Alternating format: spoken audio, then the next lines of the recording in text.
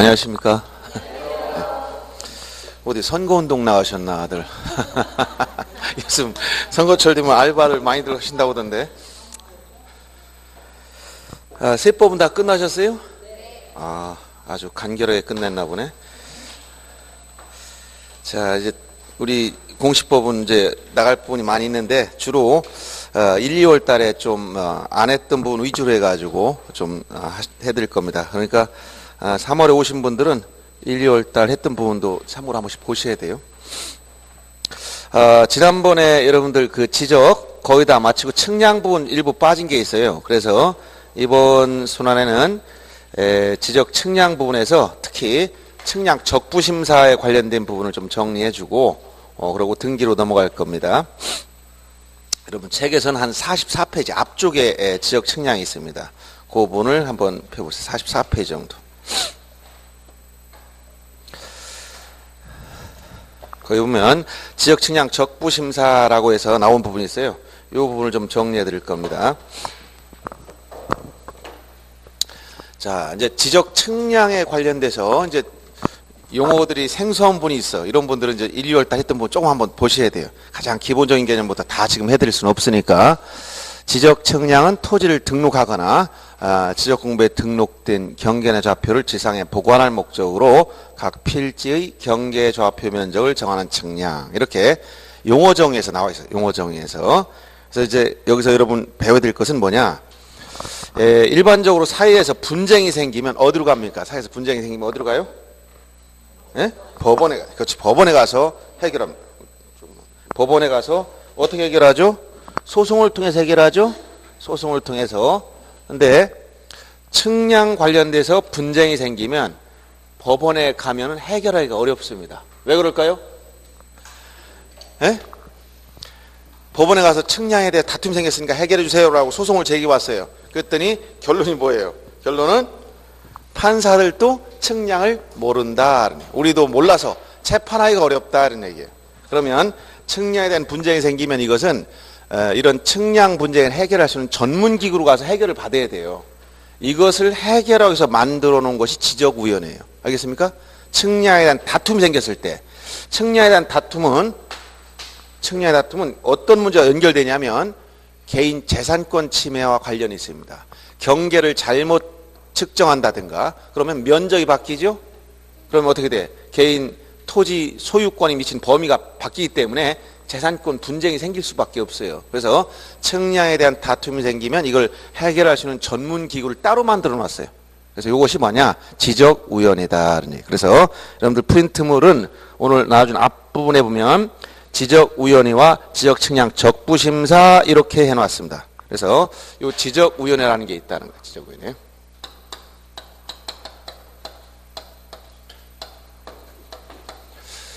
그래서 지적위원회는 이제 두 가지가 있어요. 지방지적위원회가 있고 중앙지적위원회가 있다. 그래서 구성이나 이런 내용들은 다 똑같아요. 어디에 이게 만들어지느냐 여기에 따라 차이가 있습니다. 이 지적위원회는 주로 하는 일이 측량 다툼을 해결하는 것이 가장 중요한 문제예요. 근데 이 지적위원회 두 가지가 있다고요. 첫째가 어디? 중앙지적위원회가 있고 중앙. 그 다음에 지방 이렇게 있어요. 이 지방지적위원회는 각 시도마다 이것은 특별시, 광역시, 도 이런 걸 말합니다. 각 시도마다 있고 중앙지적위원회는 이것은 국토교통부에 있습니다. 국토교통부에. 그래서 국토교통부에 중앙지적위원회, 각 시도에 뭐가 있다? 지방지적위원회가 있어요. 이렇게 두 가지 나눠져요. 그래서 이 지방지적위원회와 중앙지적위원회 이렇게 분류가 됐는데 이 지적위원회가 하는 일이 여러 가지가 있지만 특히 중앙지적위원회는 하는 일이 여러 가지가 있어요. 그런데 지방지적위원회는 딱 한 가지밖에 안 합니다. 측량에 대한 다툼이 생겼을 때 이 지적 측량을 정확하게 했는지 아니면 잘못했는지 이걸 적부라고 하죠. 적부심사를 할 수 있는 권한. 즉 측량 적부심사 여기서 그것을 결정을 해줘요. 그래서 보면 지방지적위원회는 어디에 있다? 각 시도에 있다. 각 시도에. 중앙지적위원회는 어디에 있다고? 여기다 국토교통부에 있어요. 여기다 써놓으세요. 중앙지적위원회는 국토교통부에, 지방지적위원회는 각 시도마다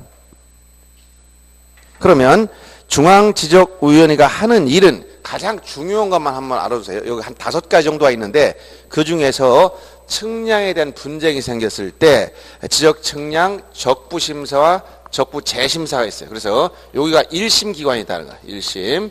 그리고 한 번 심사받고 여기서 구제를 못 받으면 여기서 재심. 재심이라는 건 2심을 말하는 거예요. 2심. 두 번째. 두 번에 걸쳐서 심판받는 거예요. 여러분들이 실질적으로 3심제라고 하지만 대법원 판결은 우리 법원에서도 대법원 판결은 법률심이라고 해서 사실관계를 다투는 게 아니에요. 사실관계는 1심과 2심, 항소심까지가 사실관계예요. 사실심. 대법원 법률심이라고 이렇게 얘기합니다. 법령 위반 이런 것을 다투는 거예요. 그래서 이 측량에 대한 분쟁이 생겼을 때도 이렇게 한번 여기다 지방지적위원회에다가 여기서 청구해가지고 여기서 한번 결정 받아보고 여기에 불복할 때는 중앙지적위원회 재심을 청구해서 즉 두 번 심판을 받아볼 수 있다는 거예요. 이렇게 두 번에 걸쳐서 이것을 우리가 측량 다툼을 해결할 수 있는 기구를 만들어 놓은 겁니다. 그러면 지방지적위원회가 하는 가장 중요한 일이 바로 거기 써있던 뭐라고 써요? 지적 측량에 대해서 분쟁이 있었을 때 이 지적 측량을 제대로 했는지 적부심사, 지적 측량 적부심사 요것을 의결해요. 요거만 해요. 요거를. 지방지적위원회가 하는 일 요거 하나밖에 없어요. 적부심사. 근데 중앙지적위원회는 뭐라 그러냐? 이 지적측량 적부심사에 대해서 무슨 심사? 여긴 적부재심사. 요 재심사란 말 붙여요. 재심사를 의결합니다. 근데 중앙지적은 요거 말고 또 다른 거 기술자 징계라든가 뭐 측량 기술 연구 개발이라든가 여러 가지 다른 일도 있어요. 근데 가장 중요한 건 이거라는 거예요. 지적 측량 적부 재심사. 그래서 앞에다 붙이면 이렇게 지적 측량 적부 재심사. 요 재심사. 요 말이 들어가요. 재심사. 여긴 적부심사 그냥. 그래서 여기가 1심, 여기 1심, 그 다음에 여기가 2심, 재심에 해당된다. 이렇게 생각하시면 돼요. 그 다음에 지적위원회 구성은 중앙지적위원회의 구성 규정을 이렇게 설명하고 이걸 그대로 지방지적위원회에다 어떻게 한다? 준용한다. 그러니까 똑같아요. 내용. 그래서 거기 프린트물에 있는 내용을 한번 보세요. 자, 지적위원회는 위원장 1명과 부위원장 1명을 포함해서 인원수는 5명 이상 10명 이하, 5명 이상 10명 이하의 위원으로 구성됩니다. 5명 이상 10명 이하의 위원으로 구성된다.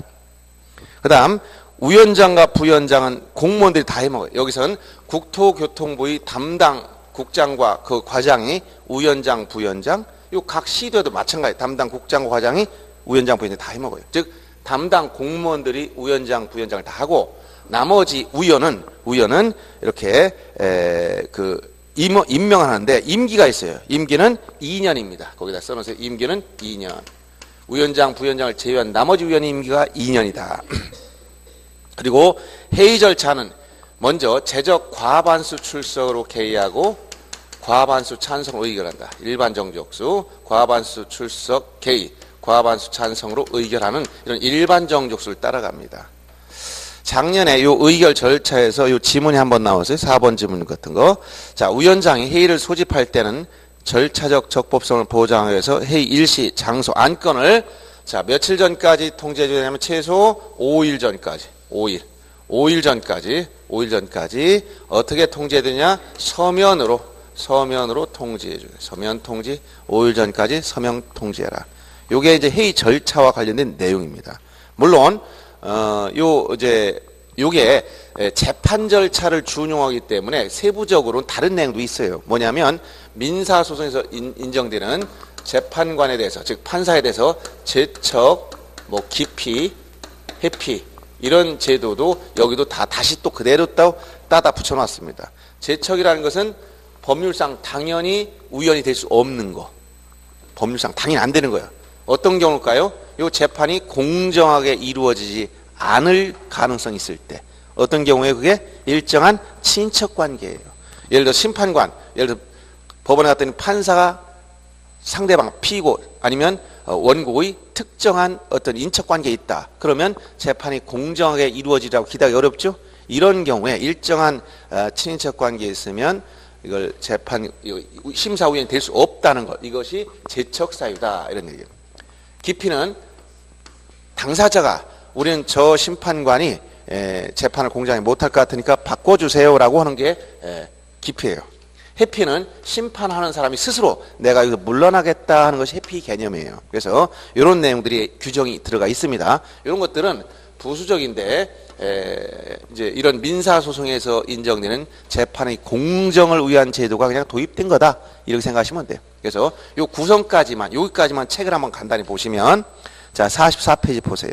거기 보면 지적위원회 이렇게 있어요. 지적위원회 보면은 자 국토교통부의 중앙지적위원회를 두고 그 다음에 특별시, 광역시, 도, 특별자치도 이걸 이가 그냥 시도라고 줄이는 거예요. 각 시도마다 뭐가 있다? 지방지적위원회를 둔다. 이렇게 중앙지적위원회는 국토교통부에 그 다음에 지방지적위원회는 각 시도마다 둔다. 이렇게 규정을 해놓은 것이고 중앙지적위원회 구성을 보면 자 위원장과 부위원장은 담당 공무원들이 당연직이다. 담당 국장과 과장이 당연히 한다는 거예요.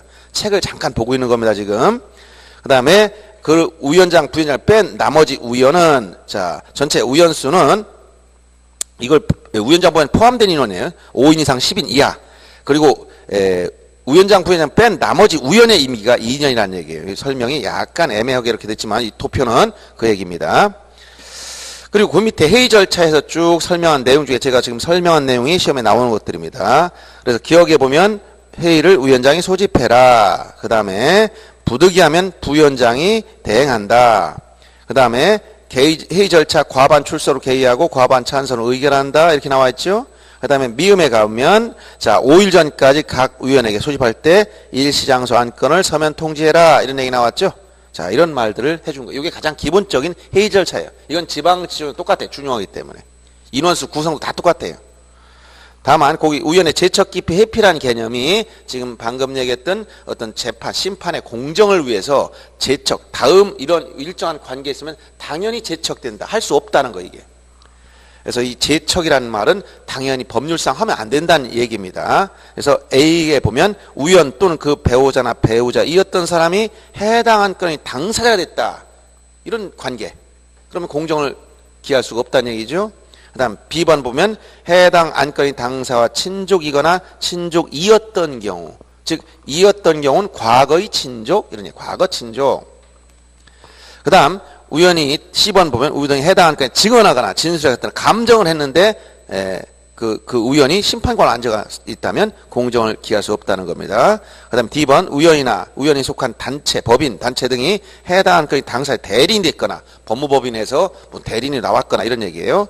그 다음에 2번 해당 안건의 원인이 된 처분 즉 원인된 행위를 하고 나서 심판위원으로 앉아 있어요. 그러면 자기가 해놓고 나서 심판한다는 건 말이 안 되잖아요. 이런 것들은 제척 사유다 당연히 하면 안 된다 이런 것이 제척의 개념이에요.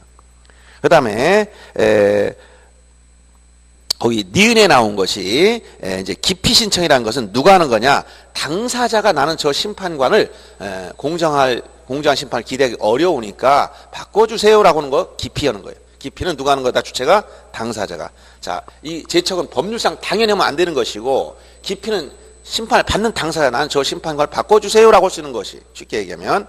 그 다음에 디귿에 보면 이제 회피라는 개념은 이런 제착 사유에 해당되는데도 불구하고 제착에 해당된다면 우연히 스스로 심판관이 스스로 내가 우연히 스스로 나는 여기서 물러나겠다 하는 걸 개념이 회피 개념이다. 용어를 잘 보셔야 돼. 제척은 법률상 당연히 일정한 관계에 있으면 못한다는 것이고 기피는 당사자가 저 심판관을 바꿔주세요 이렇게 얘기하는 것이고 회피는 심판관이 내가 스스로 물러나겠다 이렇게 하는 거예요. 쉽게 얘기하면. 개념 이해돼요? 예, 그렇게 개념을 이해하시면 됩니다. 그 다음 지방지적위원회도 똑같다 하는 거예요. 이건 어디만 있을 뿐 각 시도에 있을 뿐 구성이나 회의 절차 다 똑같아. 준용하기 때문에. 그러면 여기서 측량에 대한 분쟁이 생겼을 때 해결하는 그 적부심사 절차가 어떻게 되느냐 책에서는 46페이지에 규정되어 있고 여러 가지 뭐 말로 설명 굉장히 길죠. 이거 굉장히 길어요. 그래서 프린트물 오늘 나눠준 거 1페이지 그 도표 있죠. 그거만 보시면 돼요.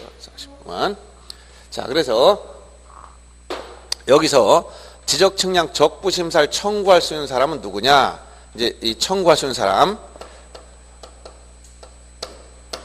청구할 수 있는 사람은 첫째, 토지 소유자. 두 번째, 이해관계인. 이해관계인은 인접토지 소유자 이런 사람이에요. 세 번째, 지적측량 수행자도 이게 들어가 있어요. 지적측량 수행자. 지적측량 수행자. 이게 지적측량 수행자가 누구라고 했죠? 지적측량 수행자 한국국토정보공사. 이제 지적공사가 한국국토정보공사 명칭이 바뀌는 겁니다. 한국국토정보공사와 일정한 요건과 자격을 갖춰서 등록된 지적측량업자를 지적측량 수행자라고 한다. 그래서 토지 소유자, 이해관계인, 지적측량 수행자는 측량에 대한 다툼이 있으면 경위서들을 첨부해서 누구한테 이걸 내는가, 요 구조를 잘 이해해야 돼요. 여기 시도지사가 있고 각 시도마다 뭐가 있다? 지방지적위원회. 각 시도마다 지방지적위원회가 있다라고 했죠. 지방지적위원회가 뭐다? 이게 1심에 해당한다. 1심. 지방지적위원회가 1심에 해당한다는. 그리고 라인이 보면 시도 위에 뭐가 있어? 국토교통부가 있어. 국토교통부 장관. 여기는 대표자 장관입니다. 자, 국토교통부 장관이 있고 그 밑에 시도지사가 있고 그 아래에 뭐가 있어요? 지적소관청이 있는 구조가. 그러면 각 국토교통부에는 뭐가 있다 했죠? 여기는 중앙지적위원회가 있다. 지적위원회. 여기가 이제 재심, 2심 기관, 재심. 1심은 여기서 하고 2심, 여기 2심, 재심 여기서 한다. 그러면 이 구조가 조문 내용을 잘 이해해야 됩니다. 종전에 여러 번 내용이 바뀌었기 때문에. 자, 적부심사 청구는 시도지사를 거쳐서 지방지적위원회 지적측량 적부심사를 청구하도록 돼 있다. 용어를 잘 보세요. 뭐라고? 시도지사를 거쳐서 지방지적위원회 측량 적부심사. 그렇죠? 여기에 이 적부심사에서 구제를 받지 못한 청구한 사람들은 이 지방지적위원회 의결서를 받은 날로부터 90일 이내에 또 국토교통부 장관을 거쳐서 어디로 간다? 중앙지적위원회, 국토장관을 거쳐서 중앙지적위원회 뭐 할 수 있다? 여기 재심사를 청구할 수 있다. 이렇게 되는 거예요. 자, 1심 시도지사를 거쳐서 지방지적위원회, 재심사는 국토교통부 장관을 거쳐서 중앙지적위원회. 이렇게 표현을 이렇게 하고 있다는 거예요. 그러면 먼저 시도지사한테 이걸 청구하게 되면 적부심사를 청구. 이때 물론 경위서, 그 다음에 측량 성과 등을 첨부해서 여기 시도지사한테 내면 내부적으로 가는 루트가 이래요. 내부적으로는 시도지사는 지방지적위원회 해부할 때는 30일 이내에 이쪽으로 해부해야 됩니다. 30일 이내. 그러면 지방지적위원회에서 의결할 때는 60일 이내에 의결해야 돼. 60일 이내에 이게 원칙이 원칙. 근데 부득이한 사유가 있으면 1차에 한해서 30일 연장 가능하다. 이것은 한 번만 가능해요. 30일 연장. 그러니까 최대한 90일까지 가능하지만 원칙적인 며칠? 60일 이내에 심의 의결해야 되는 거예요. 60일 이내. 그러면 지방지적위원회에서 심의 의결하면 참석한 의원 전원이 서명 나지한 의결서를 청구한 사람한테 직접 주는 게 아니고 누구한테 준다? 다시 그대로 따라가. 이쪽으로 보냅니다. 이쪽으로 보낼 땐 어떻게 보내냐? 이때는 지체 없이 보내요. 그러면 다시 시도지사는 요 청구한 사람, 청구인 및 이해관계인에게 이것을 7일 이내 여기에 통지해 줘야 돼요. 그리고 이 지방지원이 1심에서 구제를 받았으면 이건 측량에 대한 다툼이기 때문에 이 측량 다툼 이게 해결됐으면 뭐가 문제되냐면 토지의 경계나 면적 그리고 좌표 이런데 여기에 변화가 생긴 거예요. 경계, 면적, 좌표값이 변동이 생겼다는 거예요. 그러면 이 경계, 좌표, 면적은 어디에 등록돼 있어요? 이거는 지적공부 누가 가지고 있어? 누가 가지고 있어? 지적공부? 네? 소관청. 그럼 소관청은 시장군수청장이니까 이 소관청이 이 내용을 즉 지적소관청에서 가지고 있는 지적공부 여기 지적공부가 있다는 거예요. 이 지적공부 중에 도면도 있고 대장도 있고 여러 가지가 있지요. 지역공부에 등록된 경계나 면적을 고쳐야 된단 말이에요. 이걸 어떻게 고치느냐? 직권정정사유라고 했지? 직권으로 고치도록 해주려면 이 내용을 이쪽에 송부를 해줘야 된다. 이건 며칠이내 따로 없어요. 이건 송부. 그래서 시도지사가 소관청에 이걸 송부해서 지역공부에 등록된 경계나 좌표, 면적 등을 정정할 수 있도록 직권정정. 이건 직권정정 사유가 총 몇 개 있었죠? 지난번에? 직권정정 사유 몇 개? 등록상 정정했다 안 했다? 등록상 정정? 생각이 안 납니다. 그래서 그 프린트물 봅시다. 지난번에 나눠준 이 두 번째 나왔던 거 프린트물 한 5페이지 보세요. 프린트 5페이지 등록상 정정이라고 있어요? 없어요? 지난 건 또 안 가져오셨죠? 항상 같이 가지고 다니시면 좋습니다. 왜냐하면 이제 볼 때 그거 복습을 한번 딱 하면 간단한데 머릿속에 다 들어와 있으면 괜찮은데 봐도 또 까먹으니까 거기 이제 5페이지에 보면 등록상 정정 중 토지 표시상 정정에서 직권정정사인 법정되어 있다. 그래서 10가지 언급했습니다.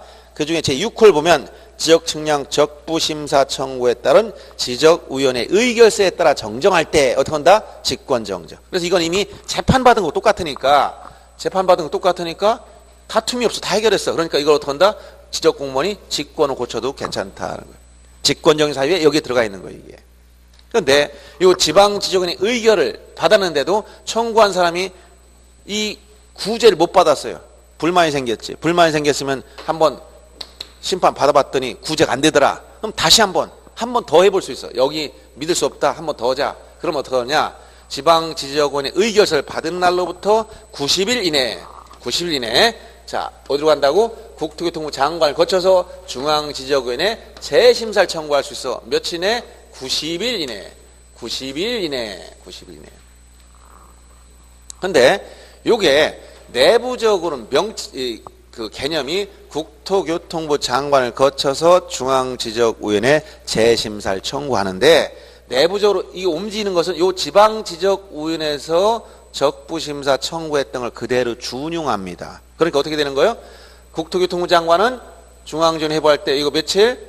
30일 내에 해부하면 되고 중앙지원 심의 의결 때는 며칠 내에? 60일 내에 심의 의결하면 되고 부득이하면 한 번만 연장할 수 있어. 며칠? 30일 범위 내에서 한 번만 연장 가능해.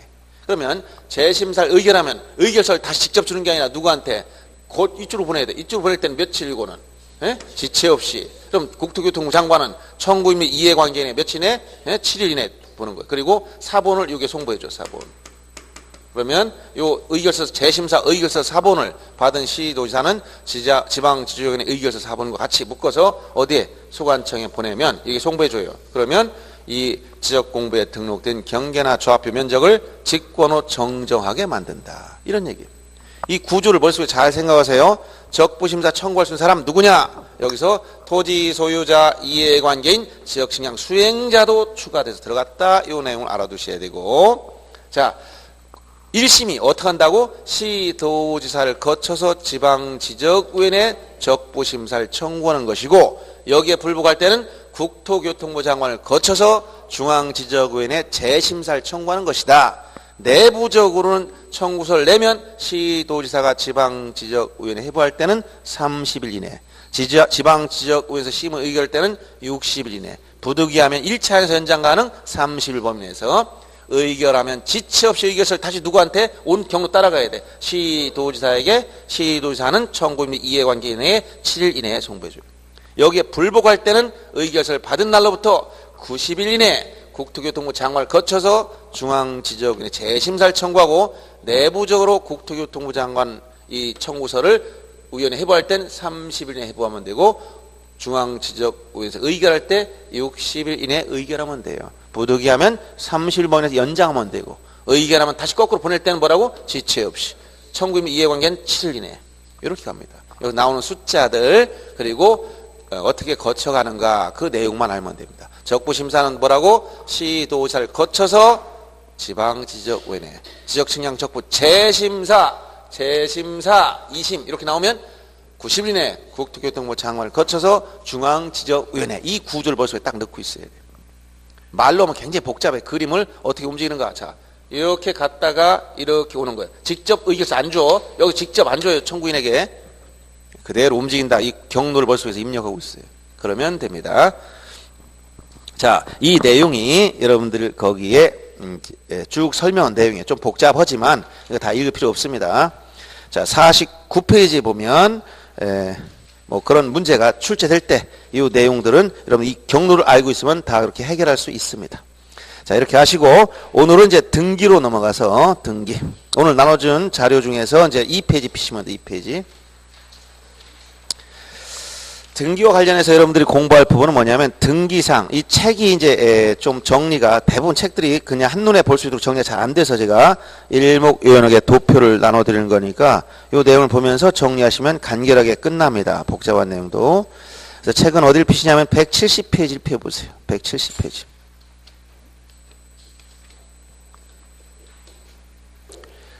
그 등기상이라고 나올 거예요. 등기상.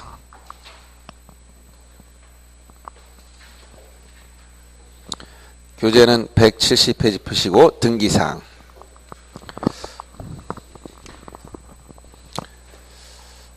이제 부동산 등기가 뭐냐라고 물어봤을 때 부동산 등기란 뭐다? 부동산 등기란 등기사항을 등기부에 기록하는 게 등기입니다.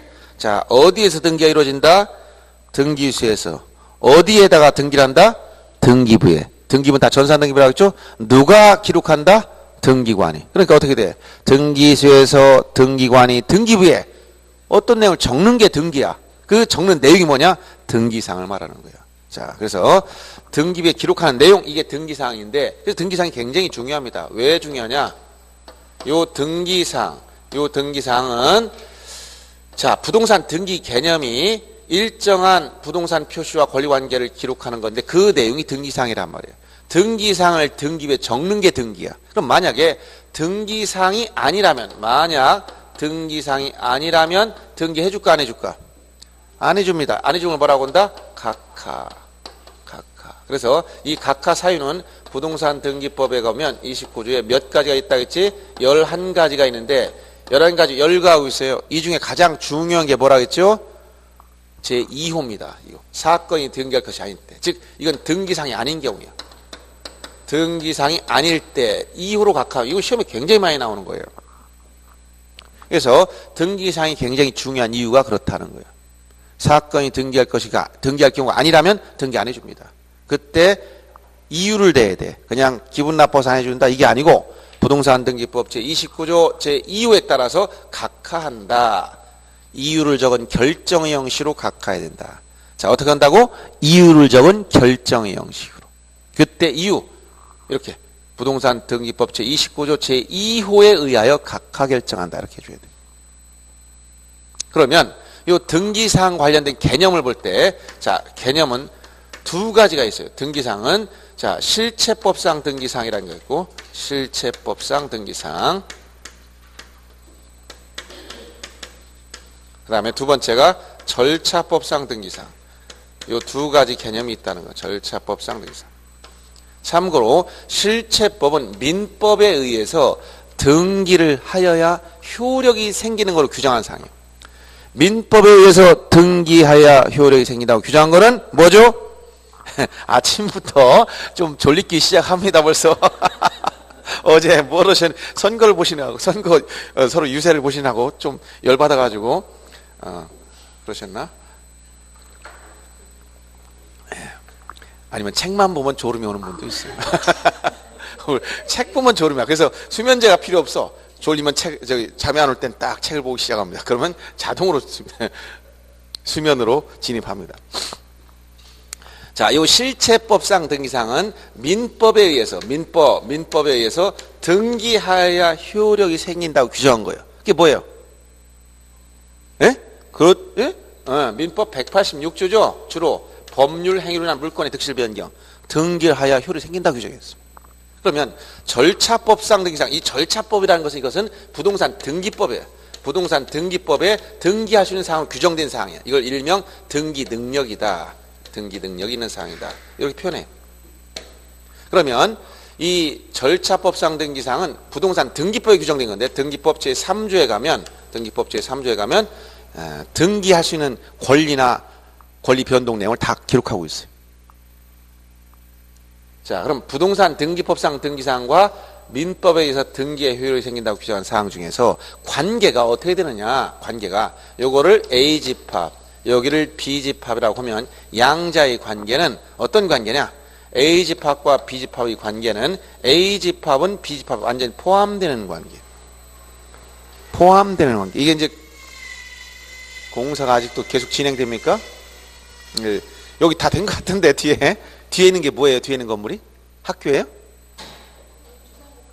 아, 주상복합이요? 주민센터나 뭐 이런 건가요? 복지센터? 아, 그래요? 느낌은 학교 같은 뭐 건물이 하나 들어선 것 같던데. 자, 이 관계는 A집합이 만약 이것만 하다면 A집합 범위가 이래요. 벤 다이어그램 그려보면 이렇게 됐어. 그러면 A집합이 B집합이 포함된다면 어떤 관계예요? B집합은 A집합을 포함해서 더 큰 관계지. 뭐 교집합 관계도 아니고 전혀 무관한 것도 아니고 서로 관련이 있는데 이렇게 B집합은 즉 절차법상 등기사항은 실체법상 등기사항보다 범위가 넓다는 거예요. 알았어요? 그러면 자, 매매로 인한 소유권 이전 등기하겠다. 그럼 이거 민법에 의해서 등기의 효력이 생긴다고 규정했지? 그거 어디에 들어갔어? 이건 매매. 이 안에 들어가 있어요. 매매. 이건 동시에 B집합 안에 들어가 있기도 하지? 이게 뭐 같을까? 이게 지금 그려놓은 게 뭐 같아? 이거 그림, 제가 그림을 잘못 그렸나? 여러분들 상상력. 이 그림 뭐 같아? 예? 아, 그렇지. 계란. 예, 이렇게 제대로 그림을 그렸네. 이러고 보니까. 계란처럼 보여야 돼. 계란에 노른자가 어디에 있어? 계란 안에 있다. 노른자가 밖으로 튀어나온 경우 있을까 없을까?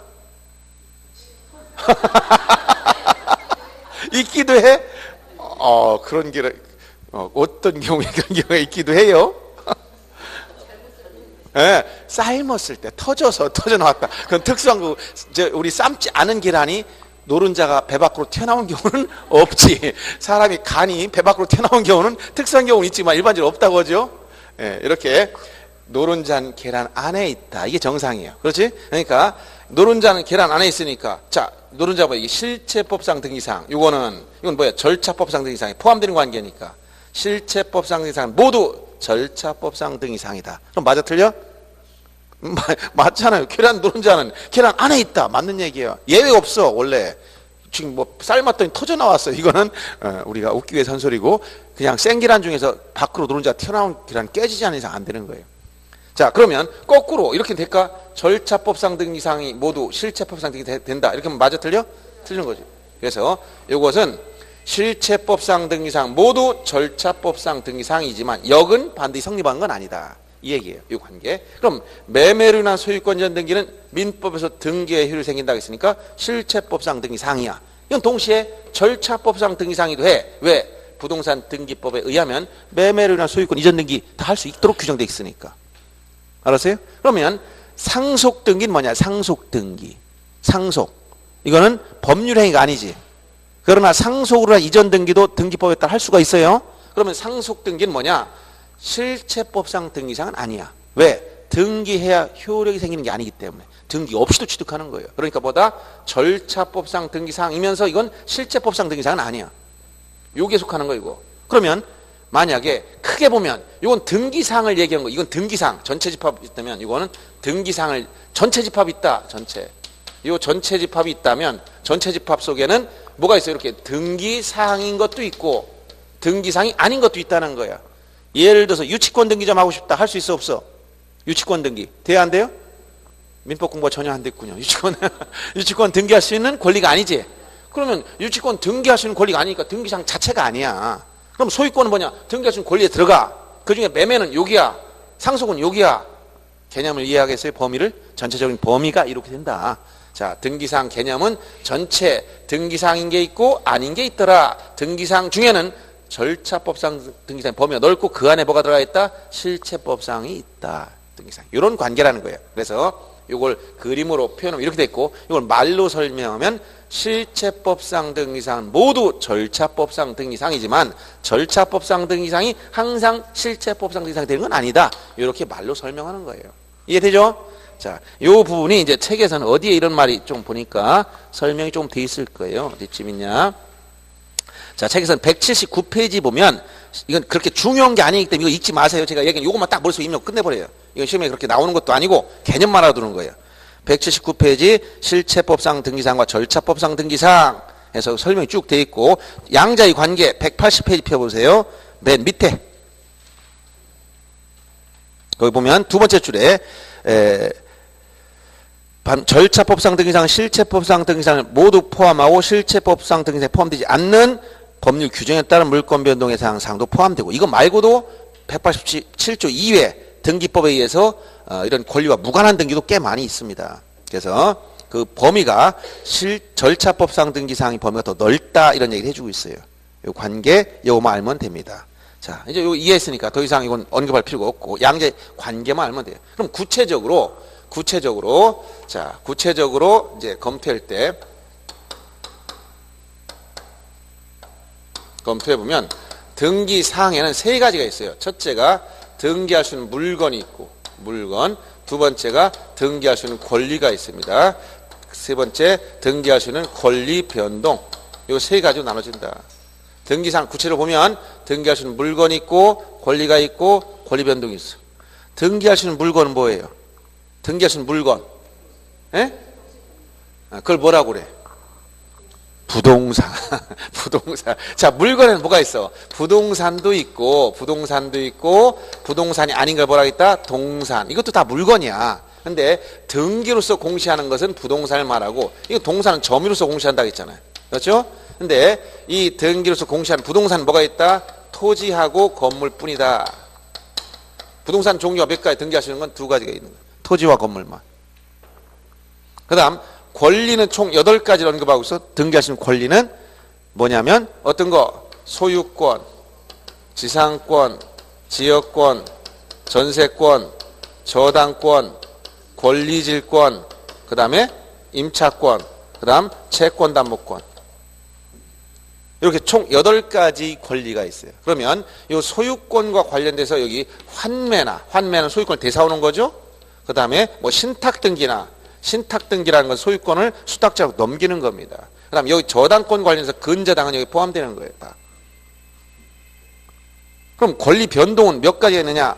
권리 변동 모습은 6가지가 있어요. 오늘 나눈 프린트물에 다 있습니다. 오늘 나눈 프린트를 보시면서 제가 설명할 거예요. 왜냐하면 책이 장황해서 여러분들이 한꺼번에 무슨 내용인지 이해하기 어려워요. 권리 변동 6가지. 이게 뭐냐?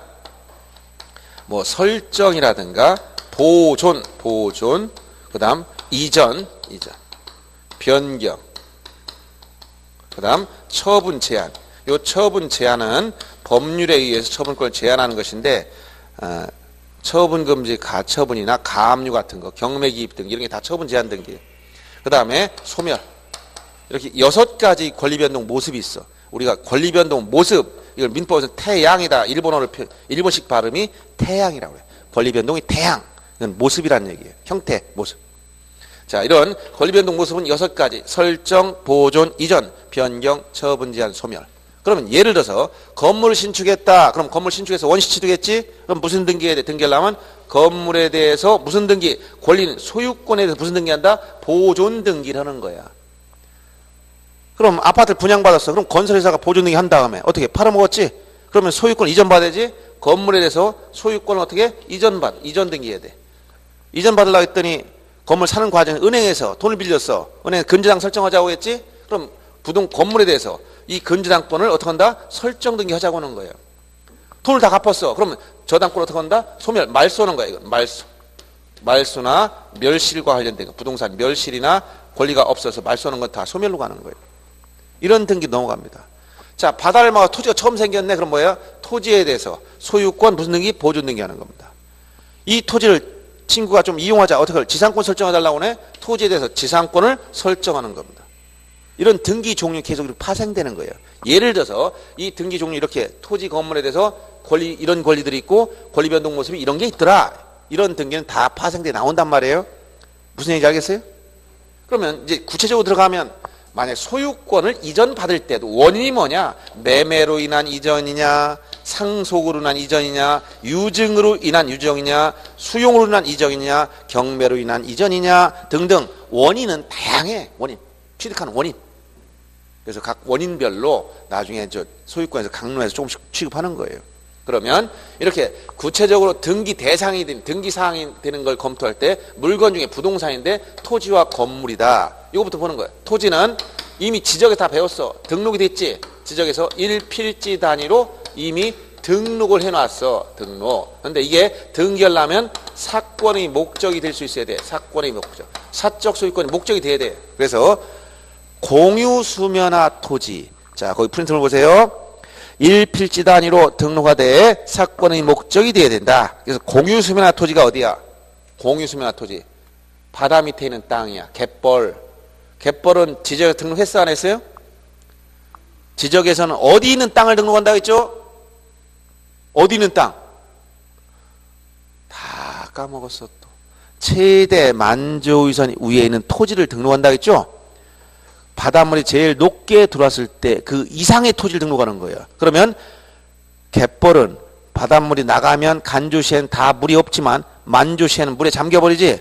등록 대상이 된다 안 된다? 지적에서 안 됐던 거야. 그럼 등기 대상도 된다 안 된다? 안 됩니다. 그래서 공유 수면화 토지는 등기 대상이 되지 않는다. X. 공유 수면화 토지가 뭔지 모르면 그 밑에다 이렇게 여기다 가로치고 뭐라고 여기다 갯벌 이렇게 써놔. 갯벌. 이거 공유 수면화 토지. 공유 수면화 토지. 갯벌 이런 걸 써놓으면 돼. 그 다음에 하천법이 적용된 하천부지. 하천부지는 등기할 수 있을까 없을까? 예? 예, 이건 조심해야 돼요. 하천부지. 이 하천부지는 하천은 지목이 하천이 있었어 없었어? 있었죠. 지금은 등기를 할 수 있습니다. 등기할 수 있다. 과거에는 이 하천법 제1조가 하천은 국유로 한다. 그래서 이거 사건의 목적이 안 됐었어요. 근데 이걸 하천 국유제를 폐지했어 지금은. 그러니까 하천부지도 개인이 등기할 수가 있어요. 즉 소유권이나 저당권 등 이런 등기 대상이 된단 말이에요. 하천부지도 등기할 수 있어요. 다만 용익권에 의한 제한을 받는다. 즉 용익권 등기는 못해. 용익권이 뭐야? 용익권이 지상권, 지역권, 전세권, 채권 중에 임차권, 이 지상권, 지역권, 전세권에 그리고 임차권에 대한 설정, 이전, 변경 등이 못합니다. 이런 용익권 등기 못해. 자, 하천부지에 대해서 어떤 권리를 못한다고? 용익권. 용익권이 뭐라고? 지상, 지역, 전세, 임차권 등기를 못해요. 요 용익권 등기를 못하고 나머지는 다 돼. 그래서 하천부지가 나오면 등기 대상이 된다. 다만 용익권에 의한 제한을 받는다. 이렇게 머릿속에 정리해주면 돼요. 용익권에 의한 제한을 받는다. 그 다음 도로는 등기할 수 있을까 없을까? 도로는 어디? 토지로서 등기할 수 있습니다. 지목이 도로가 있어 없어? 예, 그래서 공용 제한을 받더라도 등기 대상이 된다. 만약에 개인 토지가 이 앞에 도로 들어갔어. 될 수 있을까 없을까? 있어요. 수용해야 되는데 수용 안 했으면 개인 토지가 도로 사용될 수도 있어. 그렇지만 내 땅이니까 도로를 막겠다 하면 돼야 안 돼요? 아니 그러니까 원래는 그 도로법 관련된 그 도로가 어떤 도로냐에 따라 이 관리 주체가 다르지만 이 도로로 쓰일 때는 원래 수용을 하든가 이런 쪽으로 해야 되는데 수용이 안 된 상태 토지 일부가 도로 쓰고 있다. 여기 A소유 토지가 도로 쓰고 있어. 그러면 여기 사용료를 받아야 되겠죠. 근데 이때 도로 쓰인다고 해서 만약 사용료를 내가 요구한 대로 안 줬다고 해가지고 가서 여기다 바리케이트를 딱 치고 차 못 다녀. 여기다 통행료 받을게. 이렇게 하면 될까 안 될까? 이거는 이제 다른 법률에 위반받아. 그러면 이제 형법상 도로교통 방해죄가 돼가지고 이거 형사처벌받기 때문에 이런 이 개인 등기 대상이 되느냐 여부와 이거 개인 소유 토지가 도로 들어갔기 때문에 내가 이걸 마음대로 하겠다 이렇게는 못해요. 왜냐하면 이런 공공복리에 적합하도록 소유권 행사를 하기 때문에 이런 도로 사용되더라도 그걸 감수하고 있어야 돼요. 지리산이라니까요. 지리산 예. 넘어가는 도로인데 예. 그 절이 그 땅을 소유하고 있다고 해서 길을 막고 예. 그 통행료를 받더라고요. 안 준다. 예. 했는데도 예. 그러니까 그렇게 하면 이제 만원 같은데 그게 유지가 되고 있더라고요. 얼마씩 받아요 통행료? 한 차에 한 1,500원 정도. 그 일반적으로 이미 이제 공도로 관습법상 이제 도로로 다 인정돼가지고 사람 통행할 땐 막으면 안 돼요. 그럼 민원을 제기하면 그 문제를 해결할 수 있어. 근데 개인 사유지라면, 개인 사유지로 들어오라면 뭐 개인 사유지 다른 차들 안 다닌다. 그럼 자기가 막아놓고 들어오지 못하게 할 수 있겠죠. 근데 지리산을 넘어가는 도로 아, 홍보예요. 그래요? 그럼 근데 막상 도는 거 그것 때문에 뭐 한두 사람이 아마 법적으로 문제를 제기할 수는 있겠네. 그럼. 네. 원래 그렇게 하면 안 되는 거예요. 그거 안 낸다. 경험이 아주 예. 자, 이제 이건 시험 문제와 관련이 없습니다. 그거는 이게 시험 문제는 뭐야? 도로법상 도로 등기 대상이 된다 안 된다? 된다. 공용 제한을 받을 수 있어도 도로는 등기 대상이 된다. 요것이 시험 문제. 시험 문제는 그다음에 제방이 뭐예요? 방조제지. 제방이라는 지목이 있었죠? 제방으로 토지를 등록해. 토지는 제방 등록 대상이 되는 토지입니다. 그 다음 건물은 한 개의 건물 단위로 등기하되, 건물 등기할 수 있는 건물이라면 요건이 제일 까다로워요. 등기할 수 있는 건물. 이것은 물론 사회통념상 건물로 볼 수 있어야 되는데, 이 사례를 보면 등기 대상이 되는 건물은 요건이 엄격합니다. 첫째, 외기분단성. 거기 썼듯이 외기분단성이라는 것은 뭐냐? 이것은 지붕하고 벽, 기둥 이런 게 있어야 된다는 거예요. 외기분단성. 그 다음에 땅에 붙어 있어야 돼. 정착성. 그 다음에 시간적으로 지속성이 있어야 돼. 이거 반영구성. 그 다음에 용도성. 그 용도에 따라 사용할 수 있어야 됩니다. 용도에 따라 사용할 수 있을 것. 용도성. 이런 요건 하에서 등기를 할 수 있는 건물이 결정돼요. 판례가 내용을 이렇게 쭉 보면, 그래서 책 같은데 등기 대상인 물건을 언급한 거는 사례들을 언급한 거예요. 자, 그럼 외기분단성이란 첫째 보세요. 지붕이 있고 벽이 있고 기둥이 있어야 돼. 만약에 들어가 있는데 딱 누워봤더니 하늘이 그대로 보여. 그러면 등기할 수 없는 건물. 지붕이 없기 때문에. 물론 유리로 만들었다. 그럼 지붕이 있는 거예요. 그 다음 벽이 없다. 벽이 없어. 벽이 없으면 들어가 봤더니 기둥만 사방에서 바람이 다 통해. 그러면 이건 등기할 수 있는 건물이 안 돼요. 그 다음 기둥이 없다. 그럼 뭐 주저앉는 거지 뭐. 자, 이런 문제가 있어서 지붕, 벽, 기둥 같은 게 구성되어 있어야 이게 외부분단성인데, 예를 들어서 지붕이 없는 것 중에서 뭐가 있냐?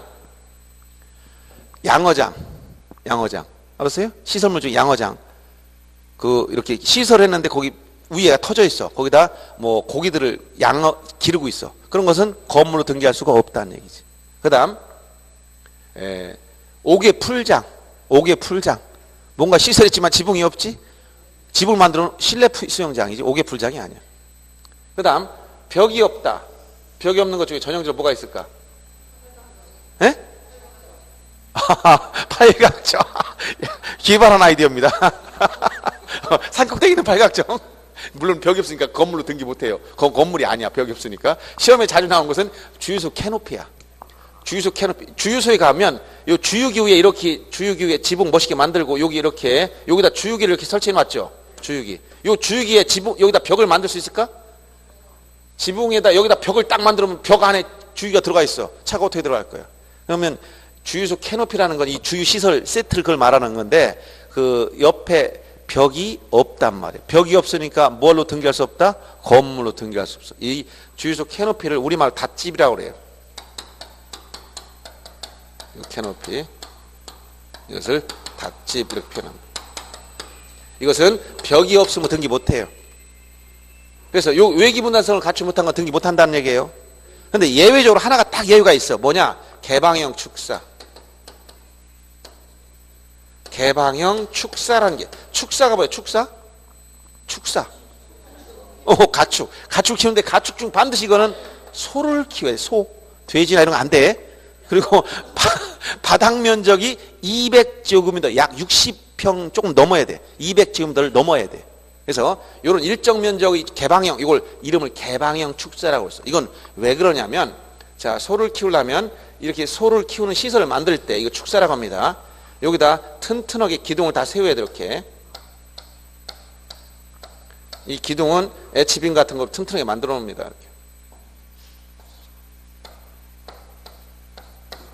이렇게 만들어 놓고 여기다가 이제 물론 이 벽을 여기다 벽을 만든다 만든다, 이거 벽을 안 만들었다 벽이 터져 있어요. 물론 뭐 간단하게 뭐 이렇게 뭘 했겠지만 벽은 아니야. 그거는 가설물로 이렇게 했겠지. 이렇게 만들어내는 걸 이거 뭐라고 표현한다? 개방형 축사. 그러면 이 개방형 축사는 원래 벽이 없기 때문에 건물 외기분단성 요건을 못 갖춰서 등기할 수 없었는데, 근데 이걸 하려면, 소를 키우려면 이 축사를 만들려면 비용이 꽤 많이 들어가요. 알았어요? 이 기둥이 그냥 간단한 뭐 약한 기둥을 세워가지고 이것은 견디지 못해. 왜? 소가 힘이 너무 세거든. 한번 문지르면 다 부러져 버려요. 그러니까 에치빈 같은 튼튼한 견고한 강철제 같은 거로 만들어야 돼. 그럼 이거 하려면 시설이 많이 들어가요, 비용이. 그러면 이걸 축산농가에서 이거 할 때 자기 돈 몇 억씩 투자해서 이거 하려면 돈이 있어 없어? 없잖아. 그럼 이런 사업을 하려면 은행에서 대출 받아야지. 대출 받으려면 은행에서 그냥 빌려주나요?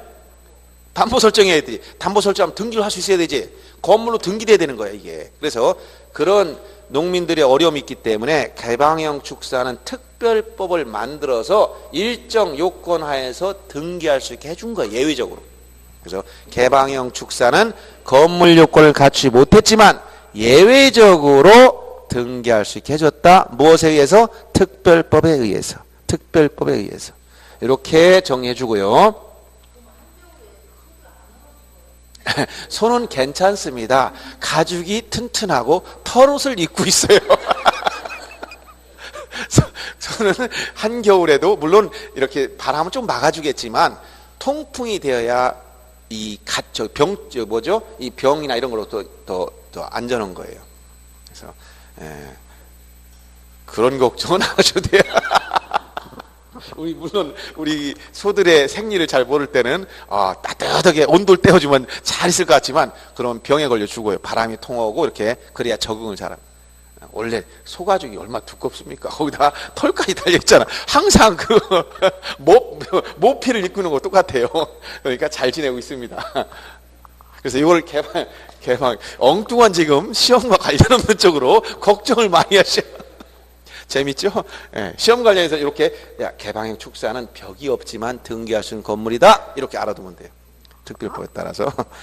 그 다음에 보면은 거기 그래서 주유소 캐노피는 등기를 못해요. 벽이 없으면. 그런데 개방형 축사는 벽이 없지만 예외적으로 되는 거예요. 특별법을 만들어서. 그 다음 컨테이너. 이건 땅에 붙어 있어야 되는데 여기 정착되지 않은 거. 여러분들 건물 중에 특히 많이 여러분 눈에 띄는 게 왜 건설 현장에 가면 컨테이너로 사무실이나 뭐 이런 거 만들어 갖다가 주죠? 그럼 그 안에 외기분단성이 있어 없어? 타 있잖아. 거기 바람도 안 들어오고 벽 지붕도 다 있어. 근데 땅에 붙어 있지 않은 거야. 그러니까 이동성이야. 그래서 예를 들어서 세종시에 등기를 오늘 딱 해놨더니 내일 아침에 들고 부산으로 내려가 버렸어? 그 무슨 등기할 수가 있냐고. 이동하는데. 그래서 이동식 가옥 요새 많잖아요. 요새 그 각종 우리 이렇게 보면 이동식 차량들이 많이 생겨요. 요즘 그 유원지나 이런 데 가보면 바퀴 달려 끌고 다니는 차들이 많아. 여기가 수입도 많이 됩니다, 요새. 그러면 그렇게 놀러 갔을 때 캠핑 차량들 있잖아요. 캠핑카들은 대부분 안에 모든 시설 다 갖춰놨어. 그런데 바퀴만 달아가지고 끌고 다니는 거야. 그러면 가서 여기서 오늘 저 바닷가에서 딱 오늘 저기 이 충청도 뭐 대천 앞바다에 놀러 갈까 해서 대천 앞바다 끌고 가서 거기다 딱 해놓고 등기하러 가야지. 보형 등기 딱 해놨어. 했더니 다음 날은 또 끌고 어디로 가? 동해안으로 삼초로 가는 거야. 그럼 삼초로 가서 또 등기해야 되지. 그쪽 또 등기할 거예요? 말이 안 되잖아. 그래서 이렇게 이동식 차량이나 이런 것들은 토지에 정착돼 있지 않아. 땅에 붙어 있어야 돼. 근데 컨테이너 땅에 붙이면 등기할 수 있어. 어떻게 붙여? 그래서 과거에 출제된 지문 중에서 컨테이너 건물은 등기를 못한다. 왜? 토지에 정착이 안 됐으니까. 붙어 있지 않기 때문에. 여기다 방을 만들고 여기다 뭐 방, 뭐 주방 다 만들어가지고 한 2칸짜리 방을 만들었어. 갖다 놨습니다. 땅 위에 이렇게 놨어. 이동하잖아. 그러니까 등기 못해. 근데 이걸 땅에 붙일 수 있는 방법은 뭐냐? 여기다 이제 벽돌 쌓습니다. 이렇게. 벽돌을 쌓았다. 이걸 뭐라고 표현하냐? 조적조. 조적조. 그 다음에 여기 컨테이너 구조. 앞에 컨테이너 들어갔어. 컨테이너 구조로 만들고, 여기다 모양도 좀, 여기 피는 안 들어오지만, 이렇게 또 모양도 내줘. 이렇게. 그래서 슬레이트 지붕을 얹어줘. 이렇게. 이렇게 얹어주면, 구조, 지붕주택. 이렇게 하면 이건 뭐야? 땅에 컨테이너만 있는 게 아니라 땅에 붙였다는 얘기예요. 그러면 또 등기할 수 있어요. 요건이 갖춰졌기 때문에. 그래서 컨테이너 무조건 안 된다 이런 얘기가 아니고 컨테이너 건물은 등기할 수 없는 이유가 토지에 붙어 있지 않기 때문에. 근데 붙이면 된다는 거예요. 이렇게 생각하셔야 돼요. 근데 아까 여러분들 정자 뭐 이렇게 썼죠? 근데 등기 대상이 되는 건물 중에 이게 있어요. 비각이라는 말 들어서 비각? 비각이라는 말 들어봐서 비각? 어디서 들어? 확실히 경험이 많으시니까 다양해 이해가. 그래서 우리가 이제 제가 이제 중개사 공부하시는 분들이 두 부류야. 젊은 층들은 그래도 뭐 열심히 한번 하면 되겠죠. 따라오는데 좀 연세 드신 분은 들으면 들어서면 까먹는다 이렇게 해요. 그래도 합격해. 왜 합격하냐 보니까 경험이 많아서 이해력이 풍부해. 이게 주관식 시험이 아니에요. 보면서 이거 된다 안 된다 그 판단이 된단 말이에요. 그래서 이 장단점이 있어요. 우리가 세상을 많이 알면 이해력이 높아서 한번 딱 들으면 딱 이해가 되면 그 문제는 해결할 능력이 생긴 거예요. 근데 암기 안 해도 된다는 얘기지. 근데 이제 세상 경험이 젊은 사람들은 경험이 적지만 대신 아직 기억력이 좀 더 나아. 그러니까 좀 자기 노력해서 기억으로 다 이거 문제를 풀어나가는 거예요. 그러면 자, 이 비각이라는 건 뭐예요? 비각 어디서 보셨어요? 엄청난 조상이 계신 분이에요. 왜냐하면 선생님은 일반적으로 비각을 지을 정도의 조상이라면 보통 조상이 아닙니다. 대단하십니다. 비각이 뭐냐면 비석을 보호하기 지은 집이야. 그런데 일반적으로 이런 비석들은 누구냐? 임금들, 대왕, 태종대왕 능 앞에 가면 비각 해가지고 비석을 왜 능 같은 왕릉 같은 데 앞에 가면 왕릉 크게 쳐놨잖아요. 요 밑에 비석 같은 게 이렇게 있어요. 비석. 근데 비석을 이렇게 해서 이런 비석들은 공동묘지나 일반 묘에 가면 그냥 돌 하나 세워놨지만 왕릉이나 그런 데 앞에 가면 여기다가 밑에다 또 그냥 있지 않아요. 여기 뭐가 있어? 거북이 같은 게 큰 게 한 마디 밑에 이렇게 버티고 있어요. 그리고 위에 이렇게 비석을 이렇게 해놨어. 그리고 이거 그냥 방치한 게 아니라 이걸 보호하려고 집을 졌도 이렇게. 비석을 보호하게 집, 여기 벽도 다 만들어 놨어. 문도 열고 들어가서 안에 보여야 돼. 이게 비석을 보호하게 지은 집 이런 얘기예요. 한참. 그래서 옛날에 그 수서 쪽에 가니까 거기 저 태종대왕 능이 있어요. 그 앞에 요 비각이 있더라고. 가보니까 이렇게 내 친구 만나 한번 간 적이 있었는데 한 15년 전인가 그때. 가보니까 시간이 남아서 가서 구경 좀 하고 나와서 거기가 우리 안기부 이사관 그 앞에 바로 옆에요. 대모산 밑에. 근데 여기 심심해서 읽어봤더니 여기다 내역을 쭉 써놨더라고. 여기 태종대왕 등이 있고 뭐 기타 다른 왕도 또 몇 명 들어와 있어요. 근데 여기에 일제시대에 일본인들이 와서 여러 가지 좀 무슨 이상한 일 많이 했잖아요. 우리나라 전기를 끊는다고 산에다가 다 쇠말뚝을 받고 다니고 막 이런 일 많이 했잖아요. 일본인들이. 그래서 그때 이제 조선총독부에서 딱 와서 보니까 저 강남 쪽으로 뭐 산에 소나무가 우거졌는데 너무 기운이 좋아 보이는 거예요. 그래서 저기 무슨 이상한 기운도 있어. 저걸 없애야 되겠다 싶어서 거기서 이제 풍수하는 사람 같이 왔나 봐요. 와서 보니까 거기에 태종대왕릉이 있다는 거예요. 그래서 그게 이제 대모산이에요, 대모산. 그래서 그 소나무가 우거지고 아주 기운이 좋아가지고 그걸 이제 조선 왕실을 완전히 이제 뭉개버려야 되니까 인부들을 데리고 해머 큰 그 망치 있잖아요. 해머를 들고 와서 이걸 깨쳐서 없애라. 해서 여기를 깨치는데 이렇게 치니까 갑자기 땅 치니까 천둥번개가 일어나면서 뭐 비구름이 올라서 막 그냥 난리가 났었대. 그래서 이러던 작업하던 인부들이 다 도망갔대. 그래가지고 그 대구를 여기다 써놨어. 그리고 이거 비석 여기 집을 쳐놨더라고. 그러니까 이 정도의 비각을 지은 조상이라면 엄청난 조상이라고 대단하시다는 거야. 일반인들은 공동묘지에 비각은 어디서 그냥 벌판에 비바람 맞으면서 돌만 세워놨지 비각은 없잖아요. 그러니까 비각을 세울 정도의 조상님은 대단하신 조상님을 가지고 계신 분이에요.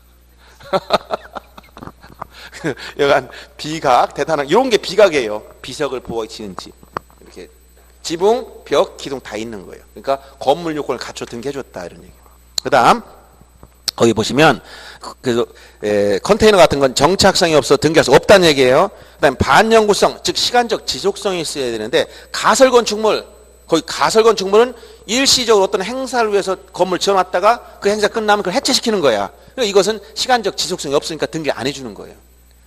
근데 또 어떤 게 있냐? 집은 집인데 하우스야? 그랬더니 비닐하우스? 비닐하우스? 농사 목적으로 3개월, 6개월 짓고 뜯어버려? 이러면 반영구성이 없으니까 등기 안 해줘. 근데 비닐하우스는 아니지만 농업용 고정식 온실? 그러면 견고하게 지은 거예요. 농업용 고정식 온실. 이건 등기 대상이 되는 건물로 들어가 있어요. 참고로 그렇게 보시면 되고 그 다음에 용도에 따라 사용 수익해야 돼. 그래서 용도에 따라 사용 수익해야 되는데 보니까 건물이 멋있는 건물이 있다는 거야. 그러니까 뭐 보니까 거기 성체라고 캐슬. 요새는 항상 뭐 이상한 용어들이 많아. 캐슬 보니까 성이네. 들어가 보니까 집이 엄청나게 커. 그래서 보니까 뭐야? 모델하우스라는 거예요. 모델하우스. 그래서 모델하우스에는 누가 삽니까? 했더니 왜냐하면 모델하우스라는 것은 모델하우스. 하우스는 집이잖아요. 누군가 거주해야 되는데 모델이 거주하나요? 봤더니 모델은 거주하지 않고 보여주는 집이라는 거야. 그럼 용도에 따라 사용 못하지? 그러니까 이런 모델하우스 같은 이런 것들은 견본주택 이런 것들은 등기할 수 있는 건물이 안 되는 이유는 용도에 따라 사용할 수 없기 때문에. 그래서 등기 대상이 되는 것들은 건물로서 이런 요건을 갖춘 것들이다. 다 이런 것 좀 갖춘 것들. 특히 건물 중에서 이제 구분 건물, 집합 건물에 가면 문제돼요. 등기에서는 이 집합 건물을 구분 건물이라고 표현합니다. 구분 건물에서는 등기 대상이 되는 건 전유 부분 등기 능력이 있어요. 전유 부분. 뭐 아파트 101호, 102호 이런 부분. 근데 공용 부분은 약간 달라져. 공용 부분 중에서 두 가지 나눠집니다. 규약상 공용 부분이 있고 구주상 공용 부분이 있어요. 구주상 공용 부분.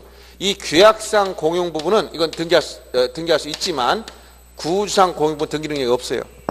구주상 공용 부분이 어디냐? 아파트 복도나 엘리베이터실 뭐 이런 것들을 말해요.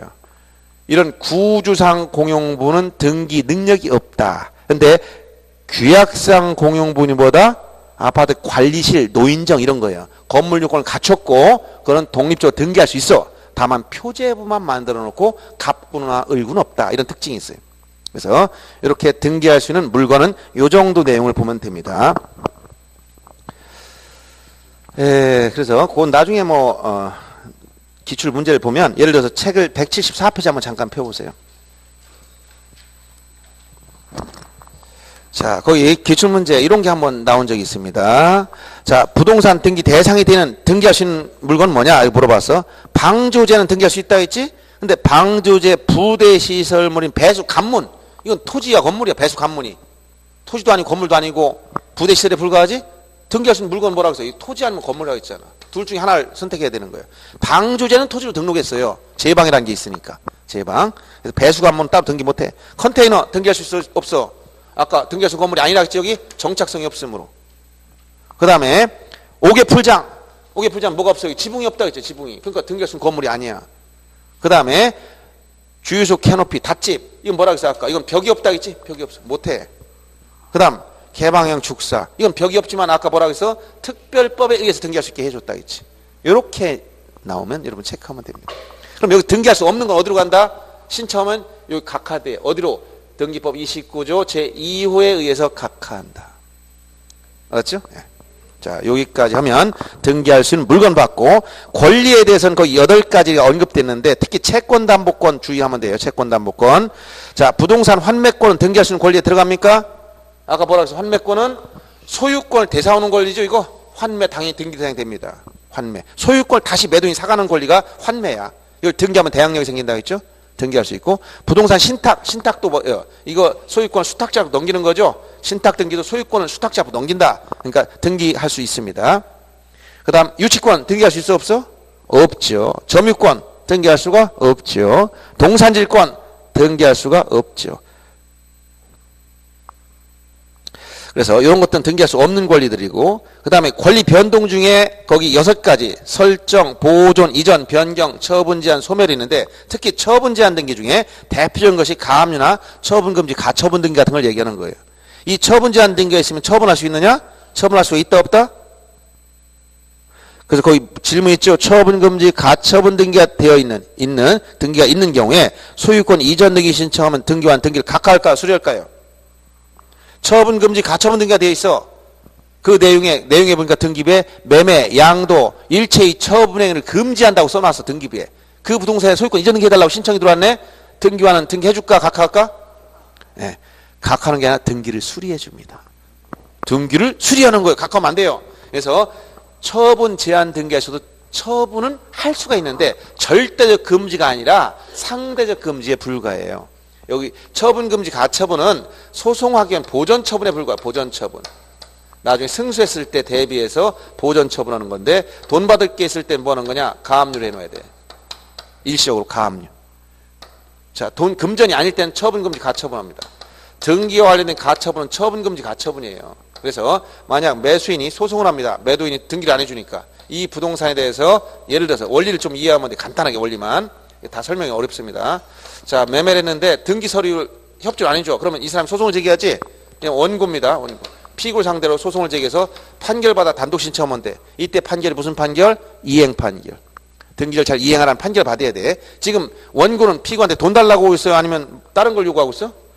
금전 채권을 요구하는 게 아니라 소유권 이전 등기를 잘 이행해 달라는 거예요. 그럼 금전이 아니지. 이럴 때는 소송하기에 앞서서 원고는 뭐부터 하고 들어가냐? 목적 부동산에 대해서 처분금지 가처분 등기를 해놓고 소송을 해야 돼요. 왜냐하면 그렇지 않으면 소송 중에 이 사람 팔아먹으면 만약 승소했다 하더라도 나중에 집행을 하고 보면 목적물 이미 다소산 넘어가 있어요. 이미 소송 집행 못해요. 이런 문제를 막기 위해서 처분금지 가처분 등에 해놓고 소송을 진행하는 거예요. 그러면 소송이라는 것은 소송은 원고가 반드시 승소하는 겁니까? 승소할 수도 있고 패소. 이건 어떻게 될지 모르지. 그러니까 승소했을 때 대비해서 보전 처분을 해놓는 거예요. 만약 원고가 졌다면 그냥 유효한 거 이 사람이. 이거 매매할 수 있다는 거 이거.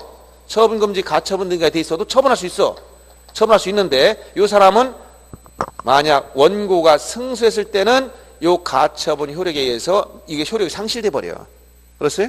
그러니까 나중에 승소한 원고가 이 부등 등기를 다 말소하고 찾아가면 됩니다. 근데 원고가 패소했을 때는 유효한 거예요. 그냥 유효. 그러니까 승패라는 것은 소송을 제기한 원고가 이길 수도 있고 질 수도 있기 때문에 이겼을 때를 대비해서 보전 처분만 해놓는 거예요. 그러니까 처분권을 제한한다는 말은 절대적으로 못한다는 게 아니라 상대적으로 금지하는 것 뿐이다. 이런 얘기야. 그래서 처분금지 가처분 등기가 있어도 처분할 수 있다 없다? 있다. 이거 생각을 바꿔놔야 됩니다. 그래서 대부분 공부를 제대로 안 하신 분들은 지문에 이렇게 나오면 다 전부 다 틀려요. 처분금지 가처분 등기가 되어 있는 부동산에 대해서 소유권 이전 등기 신청을 한 경우 등기와 등기를 가까이 한다면 틀리지. 각각 사유가 아니야. 여기 11가지 열거됐어. 여기에 들어가 있질 않아요. 등기를 수리해 줘야 돼. 자, 이렇게 알아두면 되겠어요. 그래서 등기할 수 있는 아까 등기사항은 등기할 물건이 있고 권리 8가지, 권리 변동 6가지, 물건 2가지. 뭐야? 토지 건물. 권리 8가지. 소유권, 지상지역 전세권, 저당권, 그다음 뭐야 이게 권리질권, 임차권, 채권담보권.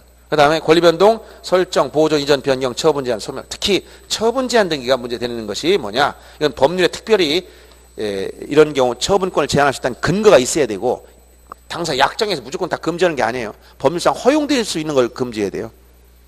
그리고 처분 제한 등기에 있어도 뭐 할 수 있다? 처분할 수 있다. 이거를 여러분들 잘 알아둬야 돼요. 자, 여기까지 조금 쉬었다가 이제 등기와 물권 변동과의 관계를 보겠습니다.